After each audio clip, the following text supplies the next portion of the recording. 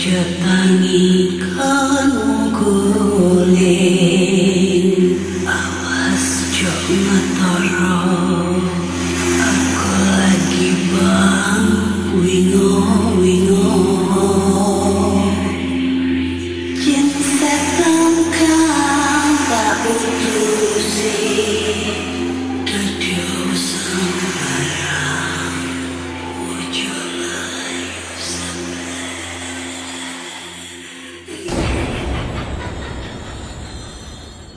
Hai Rek, iya apa kabare? Ketemu lagi dengan aku si Ana di podcast kisah horor.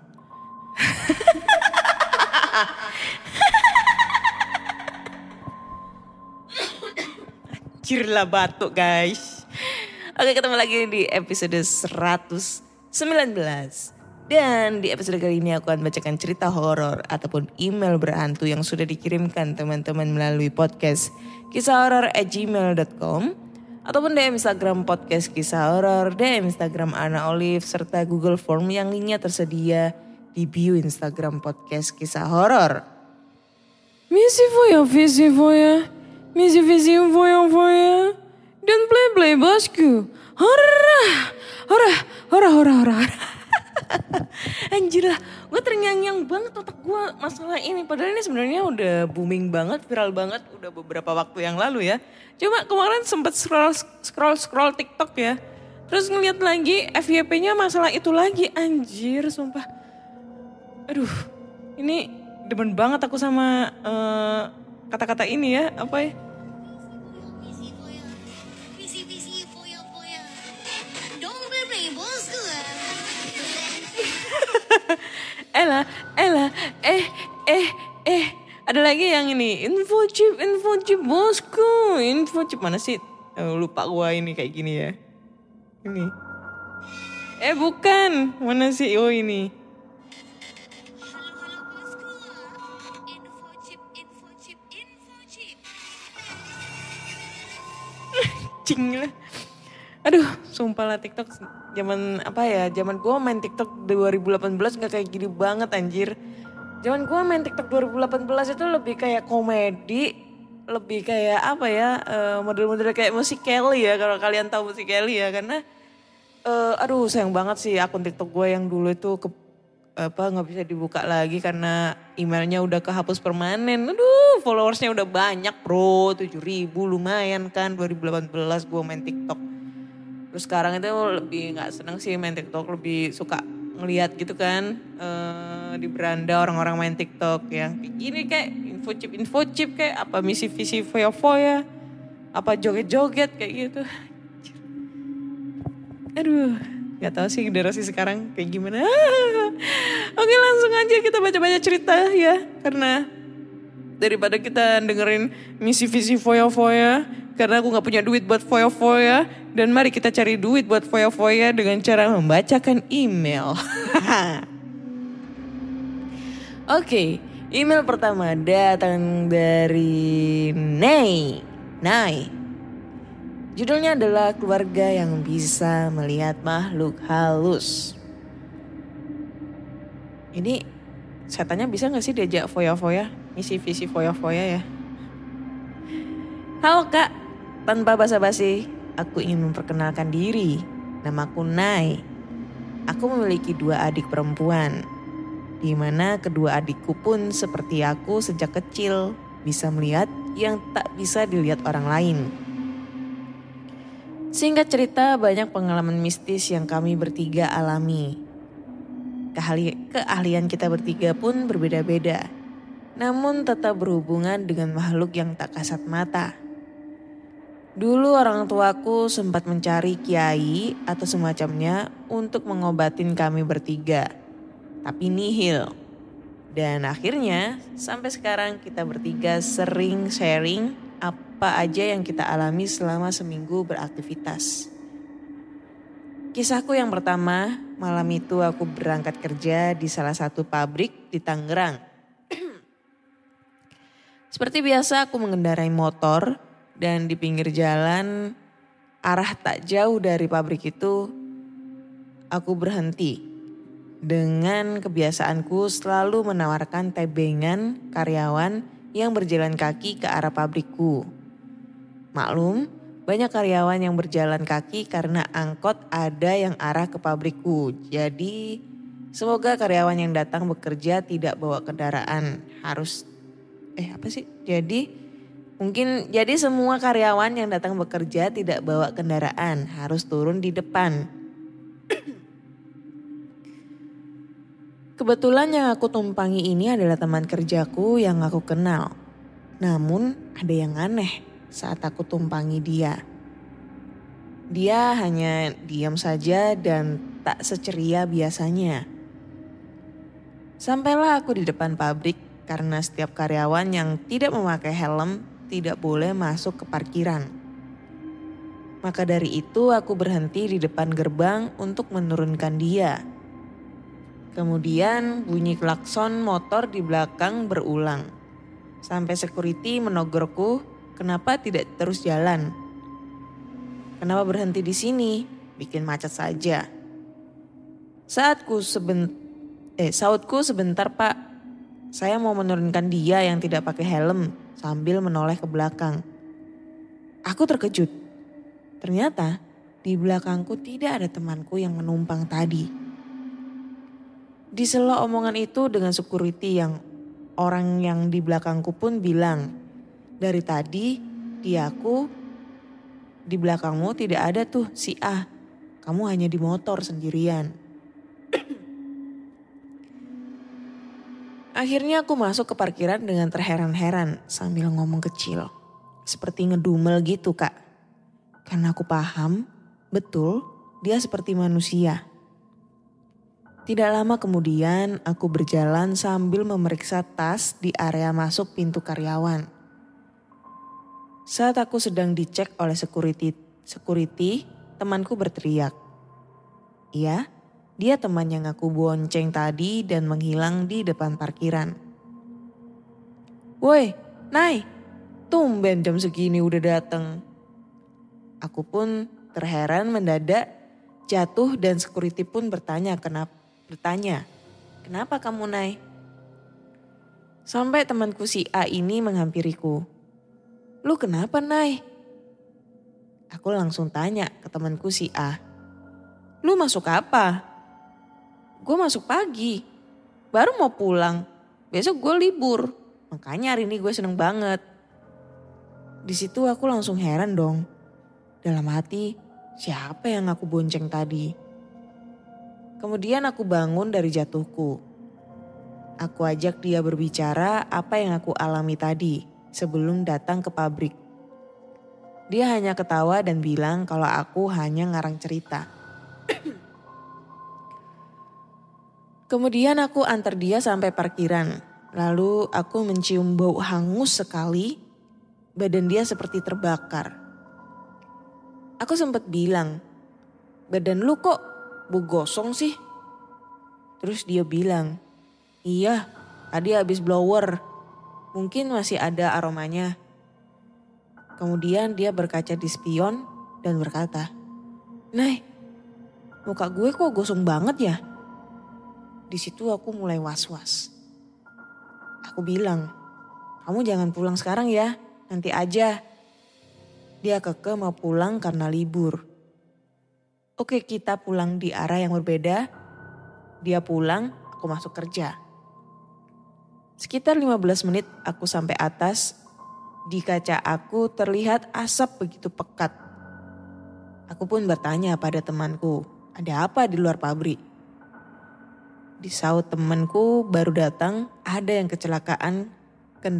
Kendaraan bermotor menabrak warung penjual bensin di depan pabrik kita tuh. Ada korban jiwa katanya.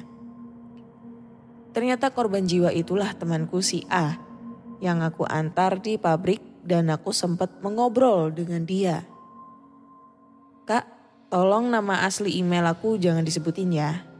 By the way, kisah ini sempat masuk koran dan berita loh soal tumbal dari pabrikku. Terima kasih. Next, aku ceritain soal adik-adik yang bisa berkomunikasi dan bisa merasakan apa yang dirasakan dengan orang yang sudah meninggal.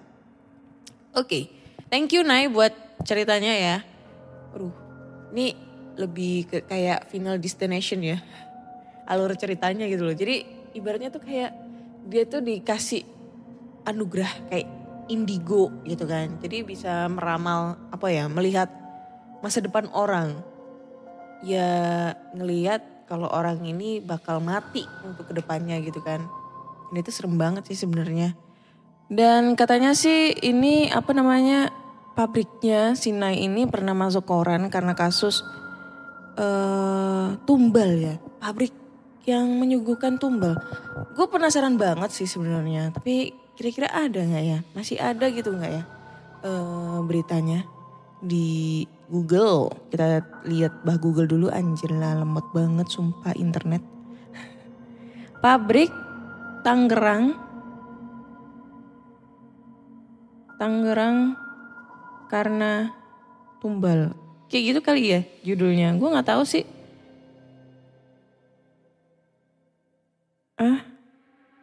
Gimana sih?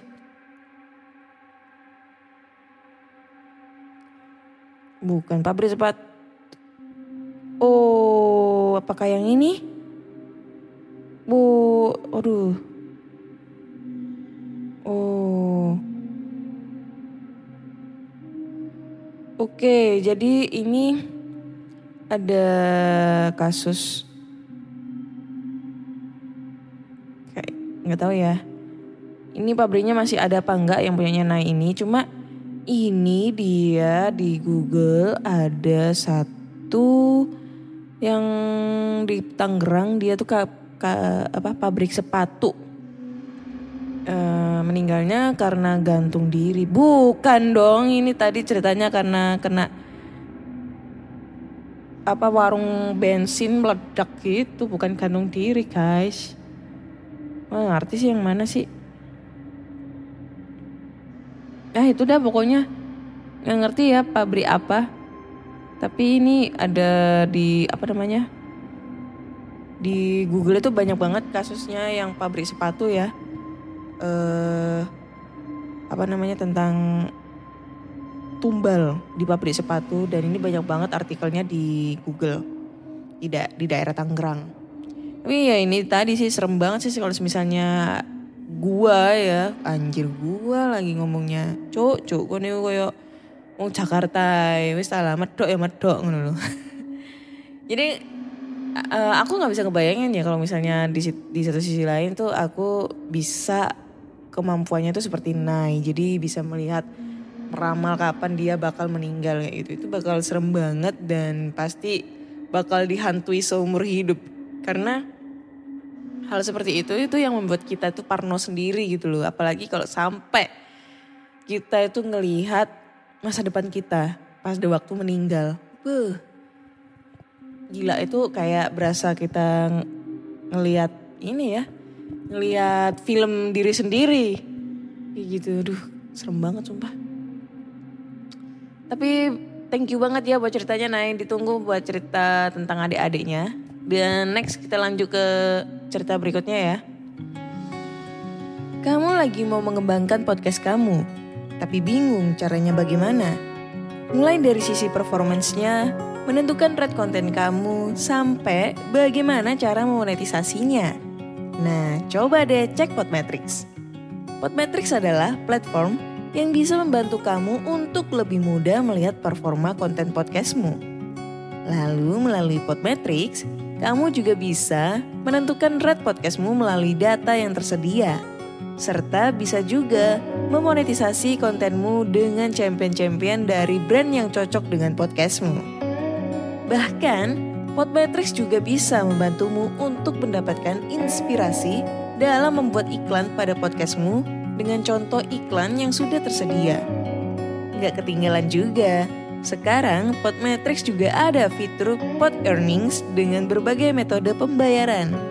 Sehingga memudahkan kamu untuk mendapatkan penghasilan dari Podmetrics. Jadi, kalau kamu seorang podcaster, pastikan kamu mendaftar Podmetrics dengan memakai Podmetrics referralku. Klik langsung aja podlink yang ada di deskripsi box dalam episode ini. Oke, cerita berikutnya ini datang dari siapa lagi ya? Cek. Aduh banyak banget nyamuknya lagi. Waduh panjang ini guys ceritanya. Yaudah ya kita bacakan ceritanya. Jadi ini judulnya adalah Kisah Horor di Jogja. Bentar dulu. Halo Kak Ana, jadi ini cerita waktu aku masih kuliah di Jogja. Gara-gara teman-teman kampus di grup ngebahas tentang keluarga tak kasat mata, jadi deh pengen ikut berbagi cerita horor. Lumayan banyak sih pengalaman yang mau aku share di sini. Jadi kenalin, nama aku Dimas Suharyadi, alumni mahasiswa UNY angkatan 2007. Di sini aku mau ngenalin cerita pertama kali berurusan sama MG. Apa itu MG ya? Gue gak tahu nih MG. Kisah pertama aku di tahun 2008 ketika menginjak perkuliahan semester 4. Aku ngontrak di sebuah rumah di daerah Concat selama 2 tahun. Di awal tahun semua aman terkendali, sampai di pertengahan tahun yang kedua ada kejadian yang membuat aku bener-bener melek bahwa MG itu real ada. MG itu apaan sih? Genderuwo. Sedikit bahas tentang letak geografis kontrakan aku dulu ya. Kontrakan aku ini besar dengan kapasitas 7 kamar tidur. Jadi di sini aku tinggal dengan 6 orang lainnya yang awalnya juga gak kenal sampai akrab. Kanan kiri belakangan kontrakan aku ini masih dibilang kebon, gak ada tetangga, dan di depan rumah ada balong ikan. Sejuk dan sepi suasananya, enak untuk belajar. Oke balik lagi ke ceritanya ya kak. Saat itu aku ada kuliah jam-jam siang di kampus. Gak biasa-biasanya aku semangat, padahal tiap mata kuliah itu aku pasti bolos nitip absen. Kamar kos udah dikunci. Aku pikir aman. Pas pulang kampus sekitar jam 5, aku kaget gembok pintu kamar udah ada yang ngejebol. Langsung aku masuk kamar dan nyata seperti dugaan aku sebelum masuk tadi. Laptop hilang beserta chargernya. Teman satu kontrakan aku tanyain satu-satu barangkali ada yang tahu. Tapi ternyata saat itu rumah lagi gak ada orang. Ada teman kampus yang nyaranin coba ke orang pinter aja. Biar diputer giling barang. Jadi si laptop kalau mau dijual gak bakal laku. Akhirnya setelah mikir gak pakai lama, aku ngikutin saran dari temen aku. Aku coba cari info orang pinter saat itu juga. Alhamdulillahnya gak dapet. Anjir lah ngelawak dia. Akhirnya keesokan harinya aku hubungi teman-teman yang lain. Barangkali ada referensi. Dan ternyata ada yang punya kenalan di daerah Sleman. Aku lupa nama daerahnya, tapi lumayan jauh dari Concat. Langsung meluncur deh aku ke sana sama temanku yang kasih referensi. Sampai di sana aku jelasin permasalahan dan kronologisnya. Si bapak itu orang pinter, cuma diem sambil ngangguk-ngangguk. Nunggu si bapak lumayan lama menjemin mata. Lalu si bapak bilang, barangnya masih di sekitar situ, belum dipindah. Terus aku tanya, pelakunya orang Jawa atau orang deket pak? Dan jawaban dari si bapak, saya gak bisa lihat karena ada benteng yang menghalangi. Emang gak bisa ditembus pak? Tanyaku lagi. Bukan gak bisa, tapi gak elok. Saya gak mau mencampuri urusan orang, penjelasan dari bapaknya. Fix, nih bapak gak bisa ikut lebih jauh pencarian laptop aku yang hilang. Aku harus nyari orang pinter lainnya. Tapi setidaknya ada titik cerah tentang laptopnya. Sekitar 2 hari cari info, aku dapat referensi lagi dari teman kampus tapi beda jurusan. Kita berdua sama-sama dari kota Cirebon. Dia mau bantu untuk urusan aku. Aku ceritain semuanya.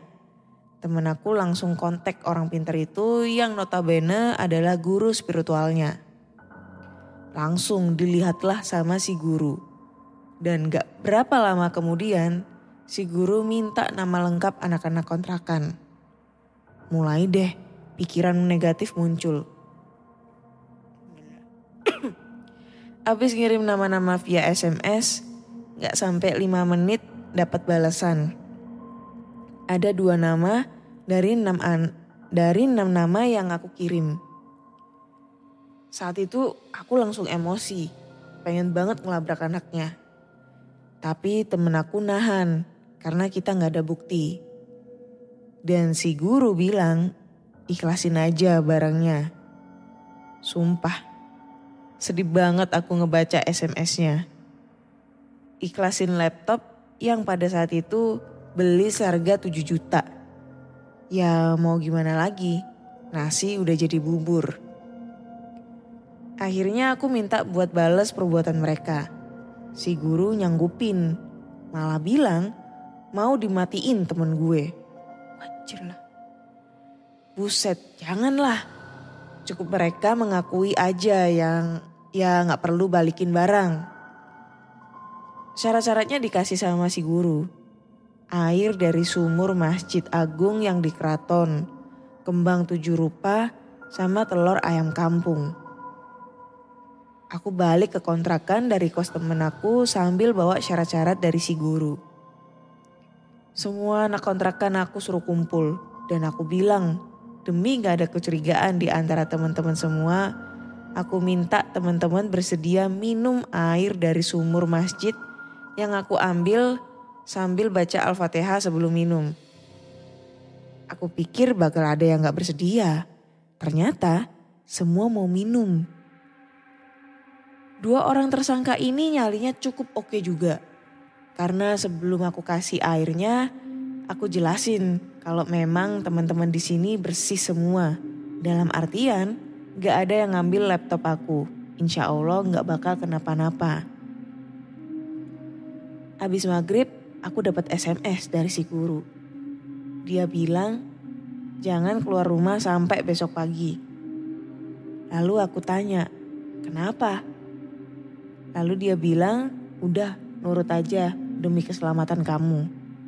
Wah anjrit, udah ngomongin soal selamat aja. Makinlah aku deg-degan kak, suasana jadi gak enak. Hanya kerasa panas aja di rumah. Abis Isya anak-anak ngajakin jalan-jalan ke Malioboro beserta dengan 2 tersangka ini. Mikir daripada sendirian di rumah, mending ikut aja. Spooky banget soalnya. Aku telepon deh cewek aku biar ikut nongkrong juga. Biar ada kendaraan sih. Kan saat itu aku belum punya motor. Hehehe. Baru aja sampai perempatan lampu merah Ring Road Utara, aku langsung ditelepon sama si guru sambil marah-marah. Mas, kamu ada di mana? Lagi di jalan pak, mau ke Malioboro sama anak-anak. Kan udah dibilang jangan kemana-mana. Sekarang pulang ke rumah. Baik pak. Gara-gara dimarahin akhirnya gak jadi deh ke Malioboro. Anak-anak pun ikut balik lagi ke kontrakan. Pas mau balik, si D salah satu tersangka tiba-tiba batuk dan muntah gitu. Aneh gak tahu tuh dia muntah kenapa. Tapi wajahnya sampai pucet. Mungkin ajiannya bereaksi, pikir aku. Sampai depan rumah kontrakan, cewek aku yang tadinya ceriwis tiba-tiba diem aja. Dan nundukin kepala langsung masuk ke dalam rumah. Karena bingung dan penasaran, aku tanya tuh kenapa. Jawabnya dia lihat perempuan, baju putih, rambutnya panjang, nutupin mukanya lagi duduk di atas rumah sambil goyang-goyangin kaki. Anjir. serem anjir. Lalu abis denger penjelasannya aku langsung kontak si guru. Pak, tadi ada yang lihat Kunti di atas rumah. Udah tahu? Anjir. Keren nih gurunya. Bisa apa ya? Bisa menerawang anjir. Oke, lanjut. Buset, nih orang sakti bener. Gumam dalam hati. Terus si guru bilang, kembang tujuh rupa yang udah dibeli taruh di ember kecil, kasih air sampai setengah ember. Terus masukin telurnya ke dalam. Siap pak. Langsung tuh aku kerjain saat itu juga. Terus aku kirim SMS ke si guru kalau persiapannya udah beres. Si guru langsung telepon aku, minta teleponnya di loudspeaker. Ya aku nurut-nurut aja. Dideketin tuh HP ke ember, terus si guru baca-baca ayat-ayat gitu. Ayat-ayat cinta. Cuma aku gak tahu yang dibacanya apa aja. Pas lagi baca-baca, tiba-tiba telur ayam kampung yang tadinya di dasar ember, tiba-tiba naik ke permukaan air. Aku liatnya merinding. Mana tuh telurnya goyang-goyang, kayak ada yang mainin. Lagi asik-asiknya ngehayal horor, kalau tiba-tiba tuh telur terbang, si guru teriak lewat telepon. Mas Dim, iya pak, gimana pak? Buang airnya dan pecahkan telurnya di perempatan jalan yang paling deket sama rumah. Jadi sekedar info ya kak, jalan yang ada perempatannya itu jaraknya sekitar 300 meter di rumah. Dari rumah. Siap pak, gak boleh pakai kendaraan, harus jalan kaki. Baik pak. Anjir. Jauh anjir 300 meter jalan kaki. Dalam hati aneh ngumpat. Duh, ya jalannya jauh, malam-malam lewatin kebun. Pikiran aku udah macem-macem. Sampai ngebayangin MG berkeliaran. MG itu apa sih anjir? MG. MS Glow gitu atau gimana sih? MS Glow tolong ya, kasih saya iklan. Untungnya beberapa teman kontrakan mau nemenin, jadi gak terlalu takut. Sampai di perempatan jalan, aku langsung tumpahan tuh air dan pecahin telur. Gak ada kejadian yang spesial sih, untungnya pas di perempatan sampai balik ke kontrakan. Suasana malam itu gak enak banget pokoknya. Kerasa mencekam aja. Gak berani keluar rumah. Cewek aku gak berani balik ke kosnya. Aku juga gak berani nganter dia. Alasan doang sih. Biar si doi nginep gitu. Anjing lah, mau tau. Apa ya, pikiran mesum loh. Muka-muka mesum. Nonton TV rasanya gak enak. Mau ngegame laptop udah gak ada. Mau nggarap si bebek tapi kok jadi gak nafsu. Perasaannya kebawa takut terus. Sampai sekitar jam 10:30 dari arah dapur, terdengar suara kayak ada yang jatuh dari atas nimpa atap rumah. Atap rumah bagian dapur dan kamar mandi pakainya seng. Klomprang. Suaranya bener-bener keras dan bikin semua orang kaget. Aku dan anak-anak langsung lari ke arah dapur, kali aja ada maling. Pas sampai dapur semua terlihat normal. Di dalam kamar mandi pun gak ada apa-apa. Cuman pas aku tengok ke bak air, ada batu kali sebesar kepala manusia. Aku lihat atap, gak ada yang jebol.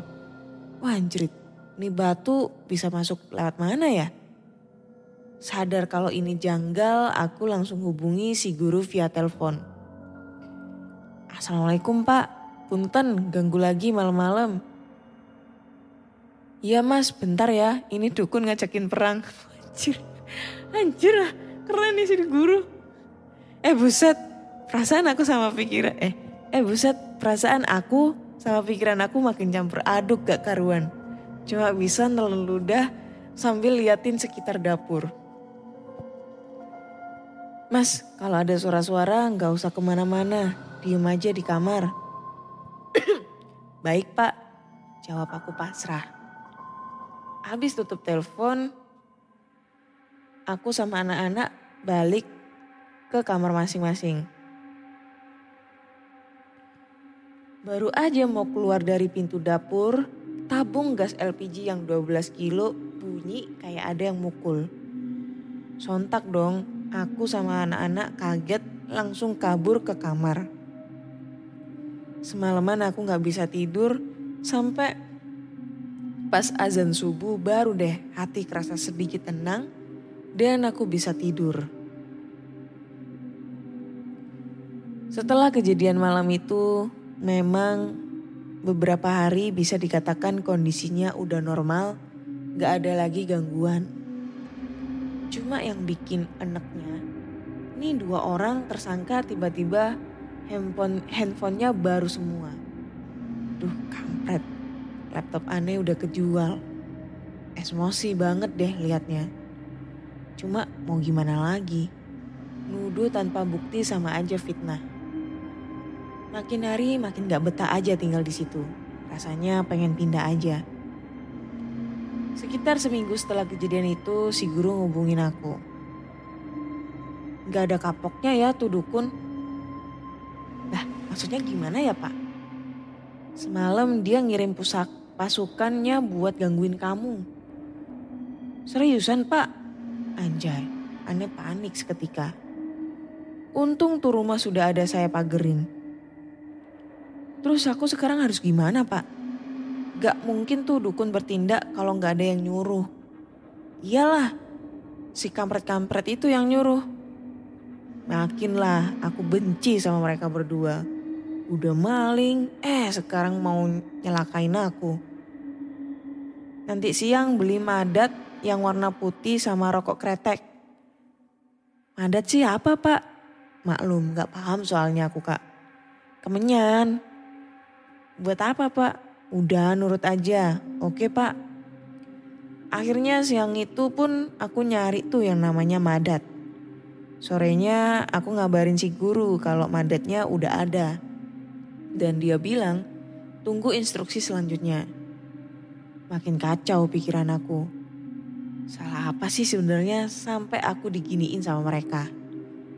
Padahal kalau lagi ada uang lebih, aku suka traktir mereka makan. Kalau lagi gak ada rokok, aku kasih rokok. Tega bener mereka kayak gini sama aku. Menjelang maghrib, suasana di sekitar rumah kerasa beda. Perasaan kerasa ramai aja di deket balong di depan rumah. Ayam jago gak biasa-biasanya menjelang maghrib berkokok. Tapi aku gak mau mikir yang aneh-aneh. Suasana di rumah pun sepi. Pada mudik libur menjelang ujian. Tinggal aku sama temen aku yang asal Lampung. Kita berdua pun akhirnya ngobrol panjang. Dia penasaran sebenarnya ada masalah apa sih sampai nyangkut ke gaib-gaib gini. Aku jelasin semuanya ke dia karena aku masih percaya sama tuh anak. Setelah dengar penjelasan aku, dia langsung kaget. Gak percaya aja, teman satu kontrakan yang gak ada masalah apa-apa dijahatin kayak gini. Obrolan pun berlanjut sampai gak kerasa udah sekitar jam 8:30 malam. Karena lapar, akhirnya kita berdua keluar buat beli makan di sekitar terminal Concat. Lagi enak-enaknya makan, si guru SMS. Mas, manyannya dibakar ya. Rokoknya juga dinyalain, taruh di dapur. Sekarang pak? Iyalah sekarang mas. Bentar ya pak, aku lagi beli makan. Jangan lama-lama mas. Dapat SMS kayak gitu, makan jadi gak nikmat. Selesainya makan, kita berdua langsung balik ke rumah. Nama temen aku yang orangnya Lampung, nih Juna. Jun, ayo balik, aku ada perlu. Ada apa Dem? Disuruh balik ke rumah sama si guru. Sampai di rumah aku langsung bakar tuh menyan sama nyalain rokok sesuai perintah.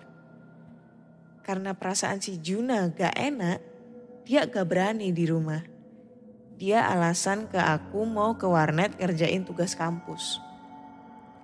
Dim, aku ke warnet dulu ya, buat paper besok. Ya elah Jun, gak bisa dikerjain di rumah aja tah? Ada data yang harus dicari di internet. Ya udah hati-hati. Kampret Juna kabur. Aku sendirian di rumah. Ngubungin cewek aku biar nemenin di rumah. Anaknya gak mau. Aduh, fix di rumah sendirian dengan bau-bau dari asap menyan yang mulai masuk aromanya ke dalam kamar. Menjelang tengah malam tiba-tiba dari arah dapur kedengar kayak suara langkah kaki di atapnya. Dalam hati aku, anjrit ada yang datang nih. Makin gak karuan perasaan aku waktu itu. Mondar-mandir di dalam kamar ketakutan.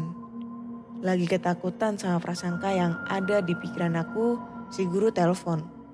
Mas, ya pak, apapun yang terjadi jangan keluar kamar. Makinlah aku ketakutan. Ada apa sih pak? Nanti saya jelasin, yang penting malam ini jangan tidur dan jangan keluar kamar. Baik pak. Sumpah aku pasrah aja.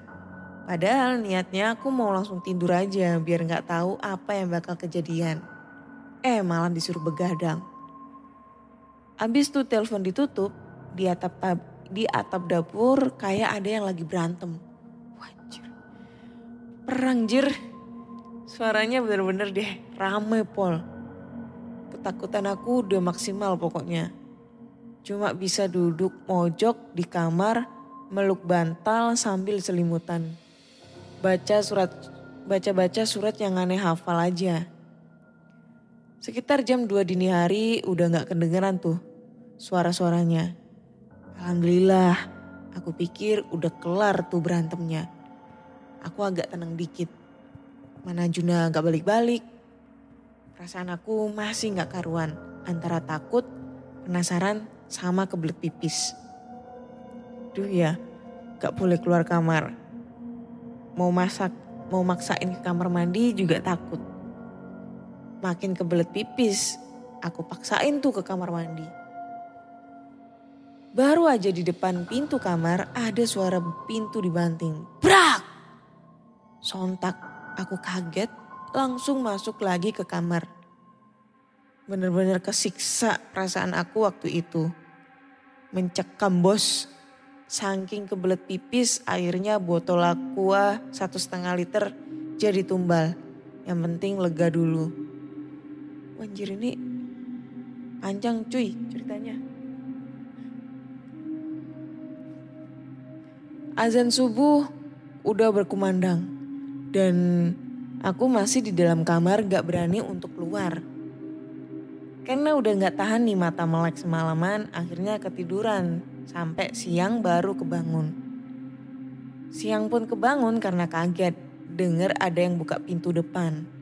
Ternyata Juna baru pulang dari warnet. Aku langsung mandi terus pinjem motor buat beli makan.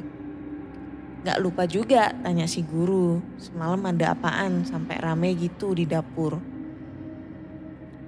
Pak, semalam kok ngeri ya? Rame banget di belakang. Lah namanya juga berantem, pasti rame. Emang siapa yang berantem pak?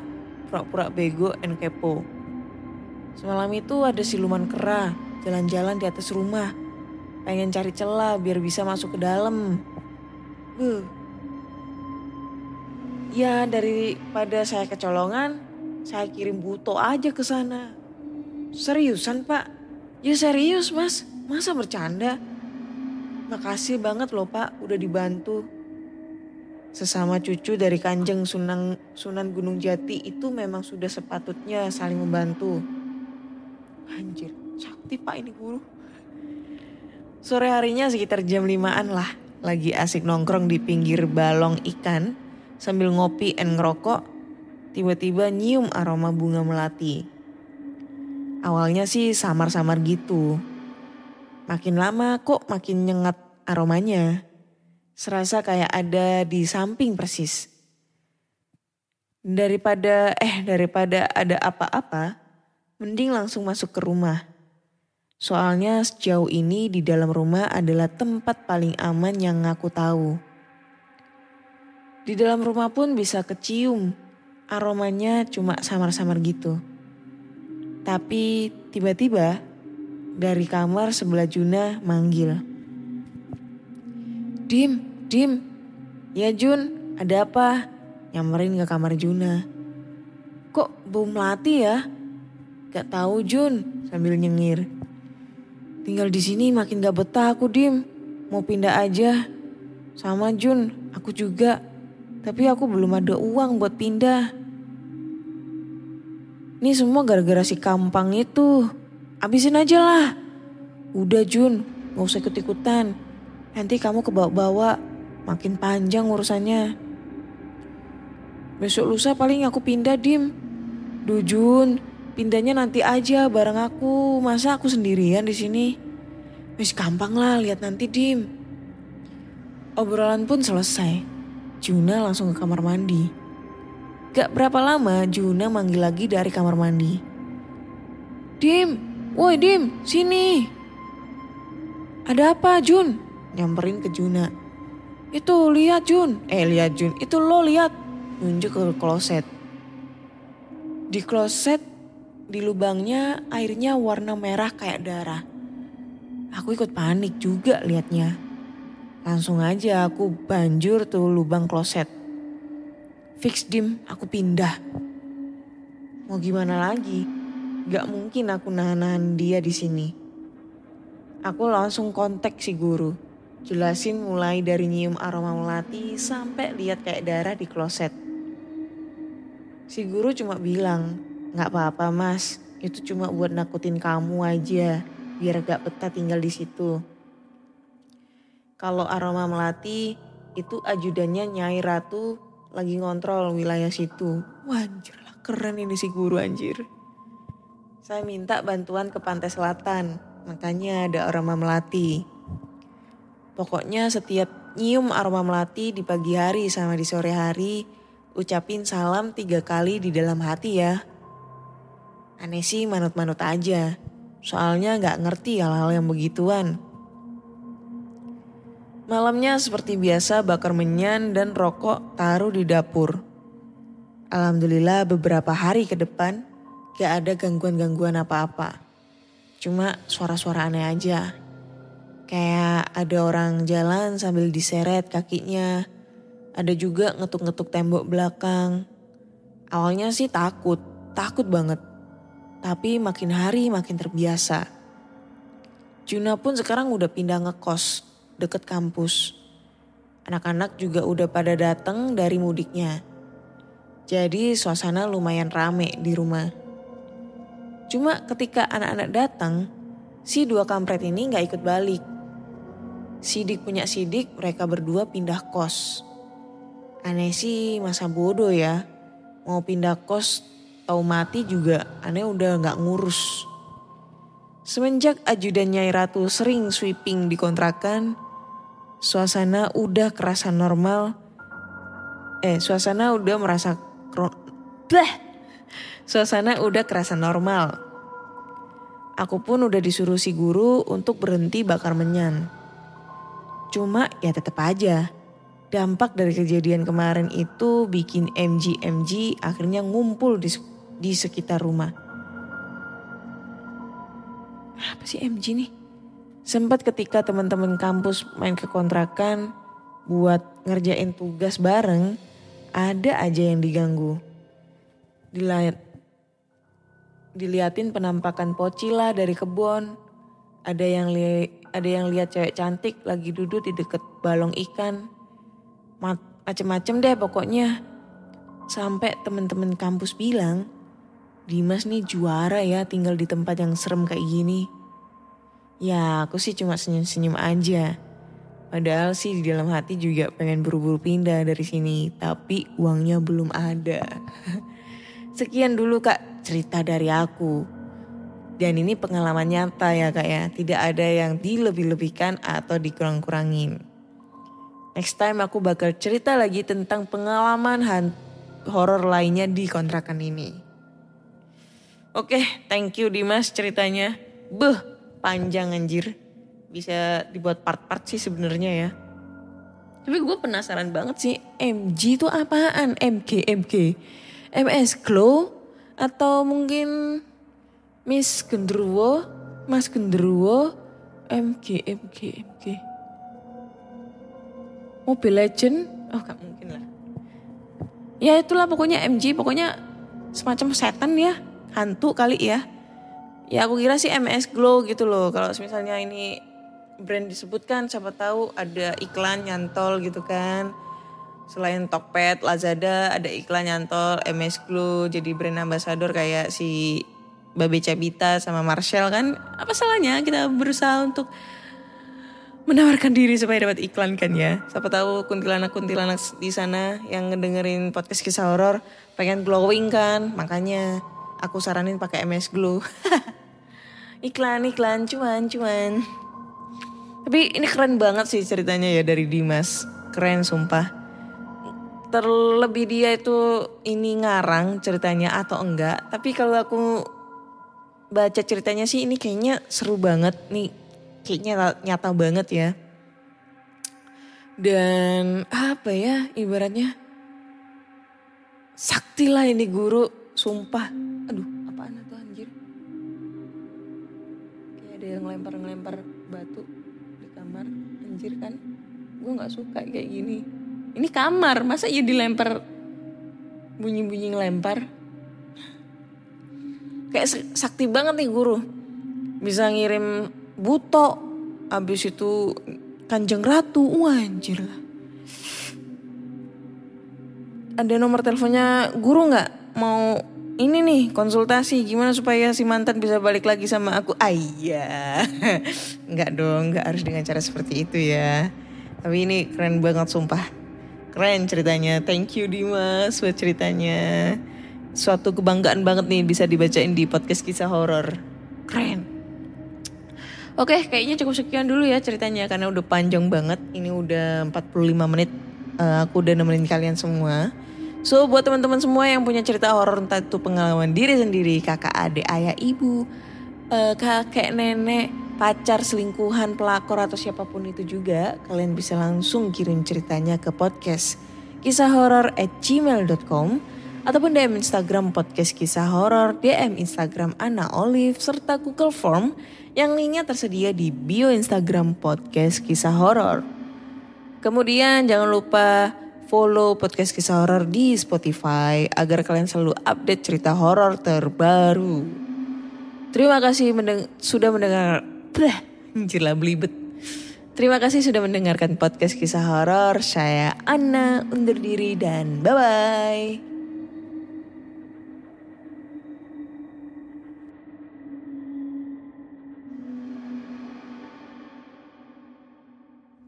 Pandangan dan opini yang disampaikan oleh kreator podcast, host, dan tamu tidak mencerminkan kebijakan resmi dan bagian dari Podcast Network Asia. Setiap konten yang disampaikan mereka di dalam podcast adalah opini mereka sendiri dan tidak bermaksud untuk merugikan agama, grup etnik, perkumpulan, organisasi, perusahaan, perorangan, atau siapapun dan apapun.